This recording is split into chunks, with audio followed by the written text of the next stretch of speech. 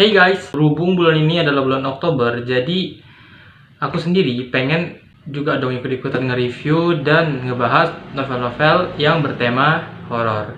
Nah, jadi kali ini aku bakal nge-review serta ngerekomendasiin novel horor yang berjudul, ini dia, Lockwood & Co. The Screaming Staircase atau Undaka Menjerit. Nah, setelah aku nge-review novel ini, nantinya aku bakal ngerekomendasiin ke kalian buku-buku lain yang mungkin bakal cocok dan menyenangkan dibaca pada bulan Oktober ini. Meskipun ya mungkin aku udah terlambat, tapi ya lebih baik terlambat kan daripada enggak sama sekali. Dan tanpa berlama-lama lagi, mari kita masuk ke sinopsis.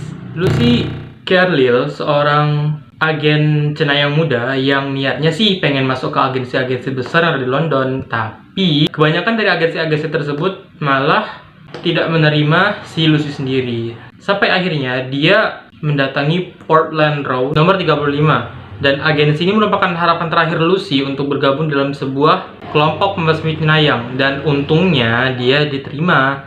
Lockwood & Co sendiri bukan merupakan agensi besar. Agensi ini hanya memiliki 3 anggota saja. Yang pertama adalah Lucy sendiri, George, dan seorang pemimpin bernama Lockwood. Agensi ini merupakan agensi independen yang didirikan oleh Lockwood sendiri tanpa menghadirkan seorang penyelia. Penyelia tuh kayak orang dewasa yang pernah menjadi seorang agen cenayang.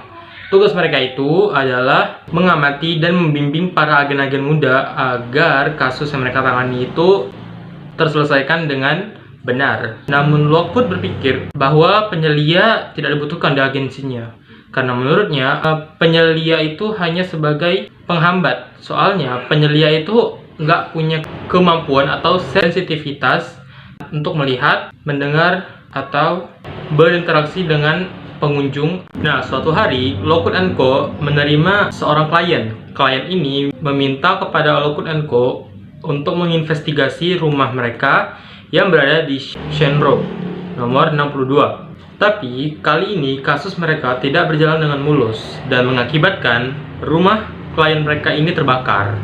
Mereka harus membayar ganti rugi yang nggak bisa dibilang murah. Terlebih lagi setelah mendengar kabar tersebut, banyak klien Lockwood & Co yang perlahan-lahan memundurkan diri. Soalnya mereka takut kalau terjadi hal yang sama dengan rumah mereka.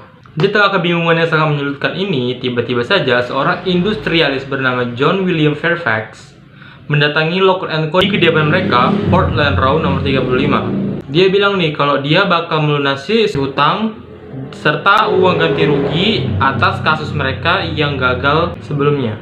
Tetapi dengan syarat mereka harus mengungkap misteri dan menemukan sumber utama munculnya gugus hantu di rumah terangker di Inggris, Combe Carey Hall. Nah sekarang mari kita masuk ke reviewnya. Mari kita bahas dulu tokohnya ya. Tokoh yang pertama adalah Lockwood. Lockwood ini digambarkan sebagai seorang pemuda yang jangkung, tirus, dan lumayan kurus. Dia merupakan tipe pemimpin yang cepat mengambil keputusan, karismatik, bersemangat, tapi ceroboh dan juga sembrono.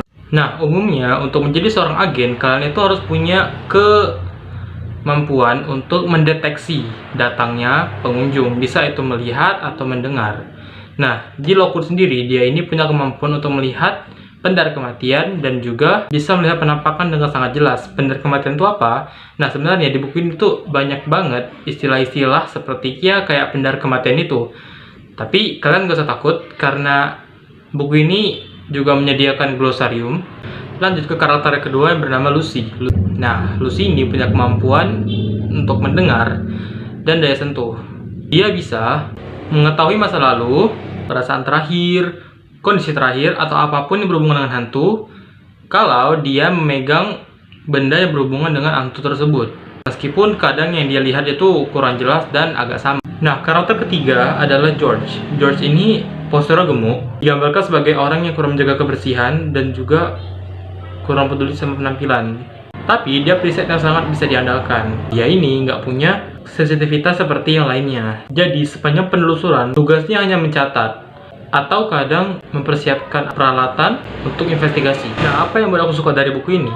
Yang buat aku suka dari buku ini tuh karakter Lucy sendiri. Memang sih, sudut pandang buku ini tuh sepenuhnya diceritakan oleh sudut pandangnya si Lucy.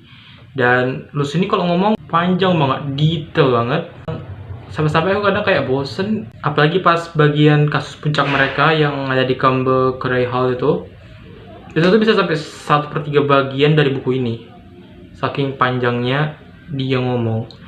Tapi yang buat aku betah baca itu adalah Luz ini sering nyelipin cerita-cerita pendek tentang pengalaman agen-agen lain yang tewas secara tragis karena kelalaian dan akhirnya menjadi santapan para hantu. Nah, yang kedua adalah glosarium sendiri. Kalau kalian nggak baca glosariumnya, kalian tuh nggak bakal 100% bisa paham apa yang diceritain di sini. Terus yang buat aku tuh suka sama buku ini tuh kayak laporan-laporan dari para kliennya Lockwood & Co sendiri. Ini contohnya aja lah ya. Ini dari klien mereka yang namanya Chelsea Ladies College. Nah, mereka melaporkan penampakan di asrama. Lelaki tanpa kaki menyeret tubuhnya yang berdarah-darah dari lantai kamar mandi. Creepy. Itulah poin-poin penting yang buat aku suka sama buku ini. Tapi sayangnya, tadi kan aku udah ada bilang kan kalau narasinya tuh detail banget. Sampai-sampai aku tuh pusing bacanya karena saking detailnya. Belum lagi banyak kata-kata yang jarang dipakai. Misalnya dia mau nyebut fast tapi pakai kata jambangan. Dan satu lagi, kasusnya kurang banyak. Kayak ini kan buku ini berseri, terdiri dari 5 buku, dan satu bukunya itu terdiri dari kasus pengantar, yang kasus yang di awal, sama kasus besar yang ada di akhir-akhir cerita. Nah, ya cuma 2 itu aja. Itu kurang banget. Overall aku kasih buku ini 4,8 bintang dari 5. Emang karena seseru itu, apalagi kalau kalian bacanya malam-malam. Oke lah kalau kalian baca bagian dari awal sampai tengah itu di siang hari. Tapi pas baca Campbell Cray Hall, pas bagian itu tuh, coba deh malam hari. Oke, segitu dulu video reviewnya. Karena ini juga udah durasinya panjang banget. Jadi untuk rekomendasi aku bakal buat di video terpisah. Terima kasih buat nonton. Dah.